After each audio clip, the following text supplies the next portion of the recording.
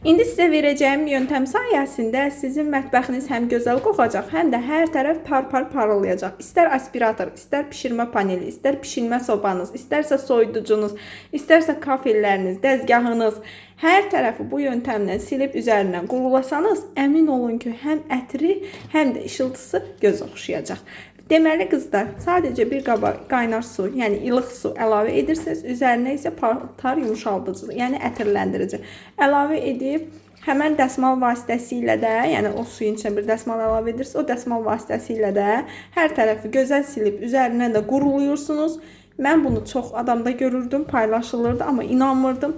Elədikdən sonra isə həqiqətən də həm ətri, həm də ki işıltısı göz önündədir. Ətrini, qoxunu ala bilməsəniz də əmin olun ki, mən burada məst olmuşam bu ətirdən. Çox gözəl ətir gəlir mətbəxdən, heç yağ iyisindən belə əsər əlamət qalmayıb. Bu yöntəm sənə də yararlı oldusa, videonu kaydedib mənə takip atmağı unutma.